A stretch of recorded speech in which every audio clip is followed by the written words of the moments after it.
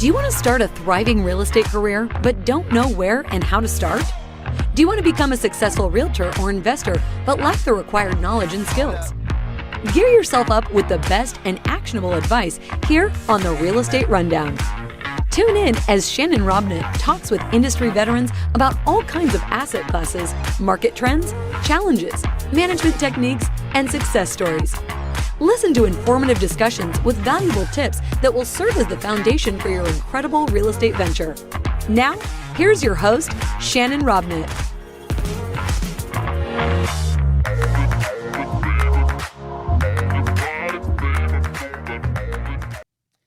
Hey everybody, welcome back to Season 2 of the Real Estate Rundown. I hope you've been enjoying the episodes that we've been putting on. And if you do, make sure you subscribe and like our page on Facebook so that you can get the next episode. Also subscribe on YouTube, because it's with that, the encouragement that I get from you guys, the comments that I get from you guys, that allow me to convince guests like our next one to travel all the way from Belize to be on the show. Luckily we have Zoom, and well, he's not even in Belize, but guys, you are going to love what we're going to talk about next, because I've got Dave Kafka with me. Dave, say hi to everybody. Hey, everyone. How are you? Hey, Shannon. It's good to see you again, buddy. So, Dave, you live where everybody wants to go on vacation. You live in Belize, right? Yeah, it's a tough job, but I figure somebody has to do it. So I figured I'll we take really it for. appreciate you jumping on that landmine for us, Dave. I mean, it really, I tell you what, I don't know how you deal with the stress and the pressure of which flip-flops to wear, but, so tell us a little bit about your story. How did you get into Belize? How did you get into real estate? What are you doing with yourself in that beautiful place? Yeah, so it started probably about 16, 17 years ago. I wanted a place to go on vacation. And when I, came off the airplane, I just fell in love with it. I was a firefighter in Charleston, South Carolina, that started a landscape company. And then the landscape company kind of grew and grew. And then I retired from the fire service. And once I retired from the fire service and grew the landscape company, I could work from anywhere because I had people, doing the work. And once I got to Belize, I just kind of fell in love with it. Love the people. I can see why you would do that. I was there last June. It is as fabulous as it looks in the brochures, right? Easy going, Laid back. I mean, great tropical climate. So that part's easy. I get that. Yeah. So, fast forward, we went back and forth for a while. In 2008, I sold everything, which wasn't the best time to sell. But, February of 2010, next month will be my 12-year anniversary. I've been living there. So I knew I wanted to do real estate. So I started out as a assistant at a RE/MAX office, and then had just worked and had the opportunity to purchase the franchise in June of 2013. So you actually own the RE/MAX franchise in Belize? Yeah, I have the RE/MAX First Choice Belize offices. Okay. So I have two offices, opening the third one probably the end of this quarter. And that's going to be in Corozal. So I have Placencia, Hopkins, and Corozal. And I personally live between San Pedro and Placencia. Okay. So you are in Belize full time. You are where Correct. All of us want a vacation. Correct. I get a lot of the reasons why you loved it. I mean, it's tropical, it's beautiful, the water's clear, there's tons of marine life. It's a very easygoing. But what is there that a lot of people don't realize about Belize that really made it something that you knew you could sell? It's, some people like a lot of government, big government, and some people like little government, not a lot of rules. And that's kind of Belize. It's, they kind of leave you alone. There's not a lot of government, not a lot of rules. You don't have like 10, 15 different steps when you're doing a building permit. You just get one permit, unless you're in like, a town, then you get another one. But it's super easy. The people are great. The food's great. The weather is just to die for. So it just kind of has everything, that people looking for, and it's undervalued compared to Grand Cayman and some of those other places. So we're not cheap by any means, but we're definitely undervalued for the Caribbean. So you get a lot of people coming down there wanting to buy their vacation home, wanting to buy, somewhere to just kind of get away. What is it that you get asked the most when someone comes there and goes, "Hey, you know what? I got some money. I want to buy something." What's the first question that most people have to get their mind around? Um, a lot of them don't understand. They think of Mexico where you can't own property in your own name, whereas in Belize you can own property in your own name, or an entity of some sort, an IBC or a Belize company, or you could even own it in a U.S. company. Then they wonder if they can get around not knowing the language. And then when I tell them it's English speaking, they just are kind of floored. So the contracts are in English, everything's in English. I call it like investing on training wheels out of the country, because everything is in English. Right, right. And so, how do they view? I mean, I know that if you go to Costa Rica, which is a very popular one, it's just a little bit farther down. If you are a landowner, you're treated the same as a Costa Rican natural born citizen. Is that kind of the same with Belize? Do you have the same property rights or the same constitutional rights with property ownership? Yeah, exactly. Wow, It doesn't give you the right to vote and things like that. You don't have citizenship. But Belize, you have the same rights as a Belizean when it comes to land rights, mineral rights, all that. that's great. So it really can become a plan B for you because you can really set up a secondary vacation life down there. You can set up a business. You can really invest into it because not only money, you can invest hard work into it because you can grow something that it can't just be taken away from you like you can in other countries, i.e., Mexico, where you just have a lease, and at the end of the lease, who knows if the government's going to even honor that lease, and then you've got all those other things. So there's a lot there. And what have you seen prices doing over the last, say, 2 or 3 years in Belize? Yeah, it's a pretty hot market. I mean, this 2022, 2021 will probably be one of the best years we've had. And 2022 doesn't seem to be stopping. We're actually getting into multiple contracts, multiple offers. I'm having to educate my agents on that because we've never had that before, right? Right. Um, so it's a hot market. Beachfront's definitely going up in price. Um, Yeah, a because I lot heard of they're not the making any more of that beachfront property. they're not, and so it's just prices are going up just like everywhere, Yeah. Yeah. and so it's a good market.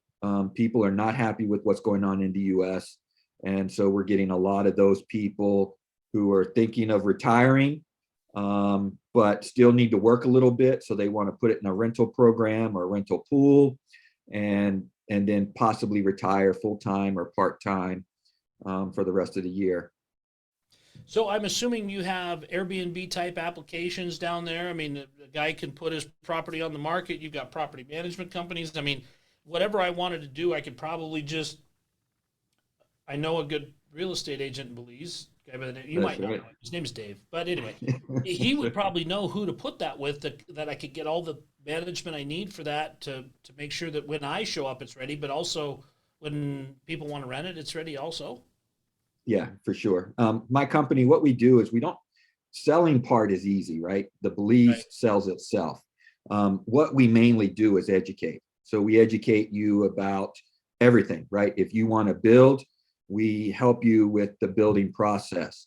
If you want to just buy a property already there, we introduce you to how to get your permits, your stuff from your stuff from the BTB, the Belize Tourism Board, to make you legal to rent it. So we help you through that whole process. We're just not going to sell you a property and leave. So we're here to build relationships. As you know, our mottos are relationships for life. It's part of our mentors, and so Yeah, the we mob had that motto too, but yours is different, right? That's right. That's right. Shoot. You know, and That's Dave, right. when I was there in June, I was able to see a lot of the properties, and they are, I mean, they're the things out of magazines, right? They're not. When you think of places, sometimes everything gets lumped in. Oh, it's south. It's like Mexico. You know, Right.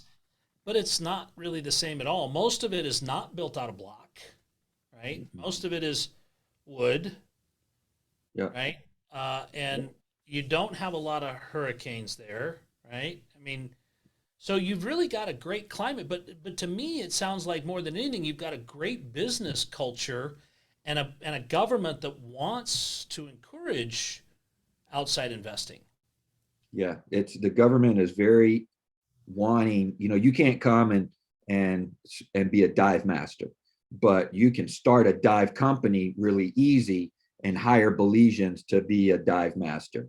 So the government's very pro business. They want the businesses to come in. You know, they want to get the imports. They want to, export stuff. So they want people to come here since,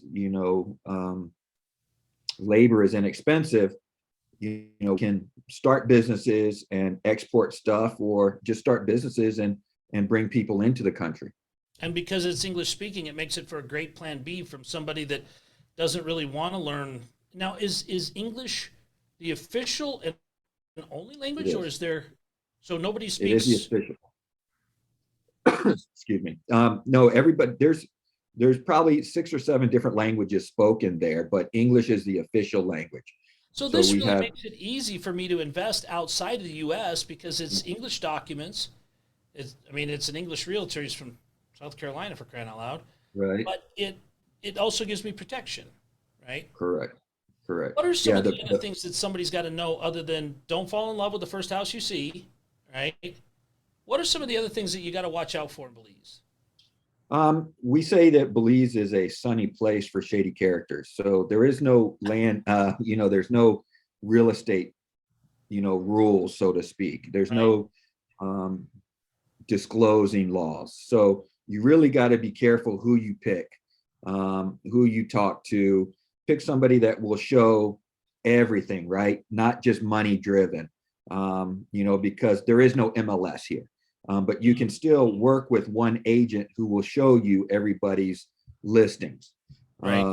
So it's things like that you really need to get to know. And like you said, think beyond the first house, the palm trees, the beautiful life, and just think, I mean, you got, the healthcare is not as good as the U.S., but we Well, have that can be Mexico. it. That's a matter of opinion too, because I mean, That's true. That's if true. you're looking for big pharma not to interfere with your life, that's not happening in Belize, right? That's true. Right. So that's good there. Yes. And so we just try to educate Yeah. and help you. We don't even want to show you property right away. We'll show you what your money can buy, because we do have things for everybody. We have everything for $15,000 lot to multi-million dollar houses. Right. I also have a syndication company. If you want to invest passively, we can do that as well. So it's just, we have something for everybody. So it's just a matter of talking to you and trying to see what's best for you. And it's funny that you touch on that too, Dave, because as most people probably don't know, we were just chopping it up about syndications just the other day, you and I, in a beautiful place. It wasn't Belize, but it was close. But so you have the ability for people to be involved on a passive level, generate income outside the United States, generate business that is growing outside the United States, and you are the GP, so you're managing all the details, and you know all the deals, you know where pricing's at, you know how to get people in front of the right things so that they're adequately inspired and protected at the same time, right? Correct. Correct. So describe to me for a minute, if you would, one of the syndications that you have going currently. I know I'm putting you on the spot here. It wasn't what we were planning on talking about, but that happens with all my Yeah. guests. So, what is it that we are looking at for a syndication down there? Are we doing an apartment complex? What do you got? What do you got going on there? So we can do pretty much anything. Like we just finished a raise of 34 units at the Hilton Oh, at Mahogany Bay. So that's a 8% pref. I think I can talk about it because it's closed. It's not an open deal. But that's, that's done and out of the way. I have a chocolate farm that I'm syndicating. Um, Uh, wait, it well, sounded like you broke up. You said you're syndicating a chocolate farm? yeah, we have a 515-acre chocolate farm my friend Can you owns. get paid in chocolate? If you want to, we can. I didn't make any money, but I gained 50 pounds, but I didn't make any money, right? That's right. You can't tax what I ate. That's true. That's true. Oh, That's shoot. Okay, true. so 550-acre chocolate farm? Yeah, we're gonna subdivide it into 3/4 acre lots. It's an operating farm, so when you buy your 3/4 acre parcel, you don't have to wait 3, 4 years to start earning money. We also put some hardwood on it, so it's kind of a generational legacy type investment where after 20 years we'll harvest a hardwood. So you're going to be getting chocolate money every year for the cacao that we harvest, and then at the end of 7, 15, 20 years we'll harvest the hardwoods, and then we just do it all over again. We just replant it and everything. Wow, I never thought I'd be hearing about syndicating chocolate. Yes. I'm going to have to call you offline and talk more about that. I think that one Yeah. sounds like something I would be tasty interested in. That's right. So, so Yeah. that's great. What else you got?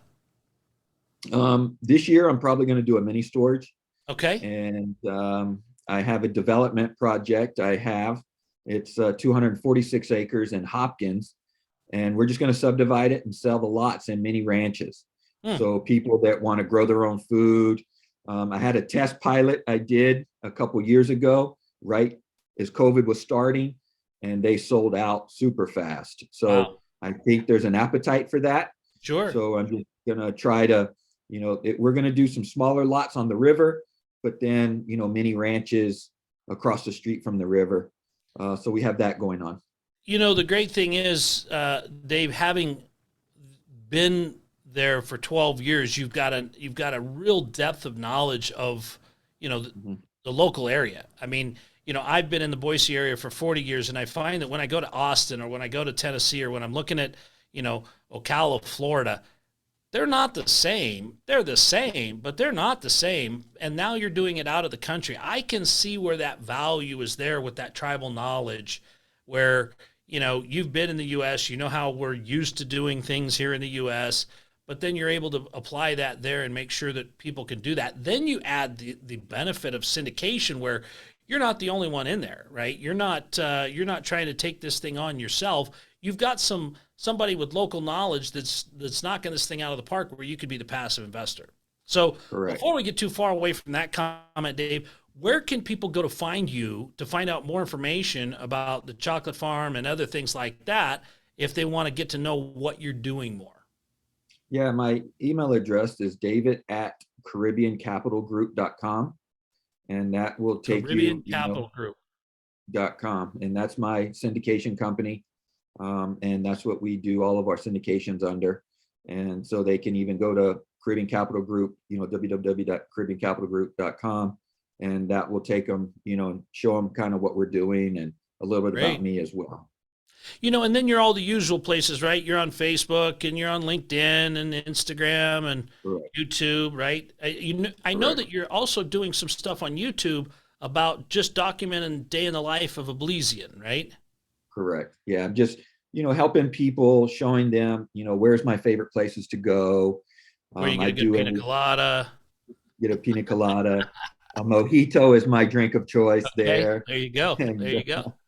Yeah, so just things like that, and then doing some educational stuff. I kind of have a all access Belize webinar where I kind of interview people that have moved here, contractors, doctors, things like that, where we kind of show them how you can do it as well.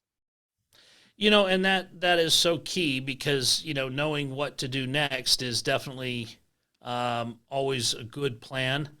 because, we all grew up here in the United States saying, hey, when someday comes, we can go to the tropical isle, but you're there to help them plan that now and have other people start paying the way for you by either renting it back out or being part of a passive group with a syndication. So, Right.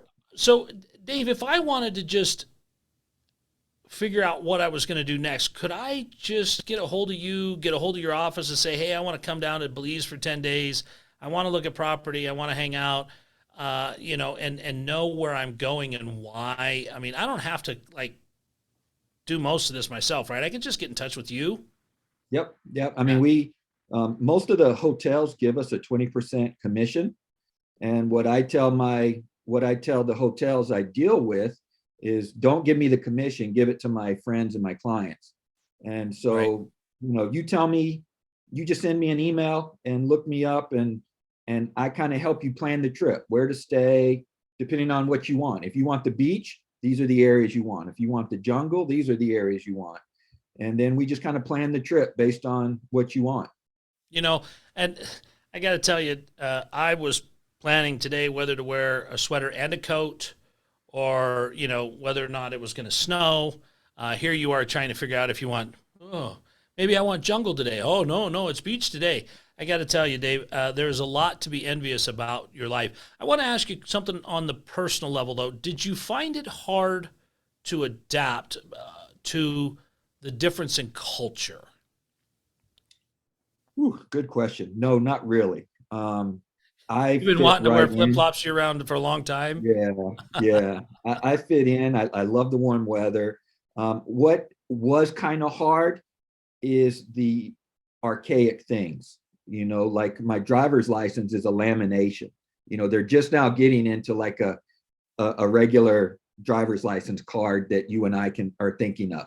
Right. When you go to a government office and you have a list of things you need to take, they'll tell you, well, you forgot this document, so you have to come back. Yeah. And then when you go back, they'll say, oh, well, no, you need this document now. And so things like that, some people will drive them nuts. Yeah.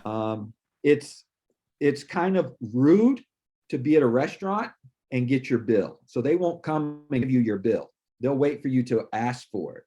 Yeah. So some people just have a hard time, especially, people that are into like New York, Los Angeles, where it's kind of go, go, go, go, go. They kind of have a hard time just slowing down a little bit. I can see that as being part of a problem, because you go from 60 to 6 miles an hour. Right. Right. Exactly. I mean, now, when I was at Mahogany Bay, everybody went everywhere in golf carts. Nobody walked. I mean, nobody drove a car. Sorry. I mean, a lot of people were walking or riding bikes or golf carts. I mean, they weren't even using cars. That's how slow life was. I mean, top speed of 20 miles an hour was island life, and it was beautiful. It was wonderful. I would recommend it to anyone that you go check it out and see if you can slow down golf cart speed. Yeah, exactly. So, Exactly. well, Dave, I really appreciate you taking time out of your day to be with us. And guys, I would encourage you to find Dave on YouTube. Watch some of his videos. He's got some great information there. He's also Dave Kafka on Facebook, Twitter, and Instagram. You can find him all over there. But as the #1 Amazon best-selling author, the owner of the Caribbean Capital Group, and he's actually also been featured on House Hunters. The guy is pretty easy to find when you Google him. And Dave, good news about getting rid of that prison record, I'm just kidding. Right. I'm kidding. But so guys, if you're looking for a plan B, if you're looking to get out of the country, if you're just looking to have somebody else build equity for you in an offshore property, Dave is definitely the guy, and you guys want to look him up. So guys, thanks for tuning into the Real Estate Rundown. Thanks for subscribing to the channel. We'd love it when you give us your comments and your thoughts. And so if you do, we appreciate that. If you don't, when you go up there, it's that little bell so you know when we're creating more content. Wherever you get your podcast, whether that's iTunes or Spotify, subscribe to us there so you know what's going on. And then also follow us on YouTube and Instagram. But guys, thank you so much for being a part of the Real Estate Rundown. And Dave, thanks for stopping by today. Thanks, Shannon, for having me, buddy. That's a wrap for today's episode of the Real Estate Rundown. Let these newfound strategies pave the way to start a successful career or a profound rebranding. If you loved everything you have heard, listen to more conversations at www.shannonrobnett.com. And be sure to leave a rating, share it with your friends, and subscribe. Until the next episode.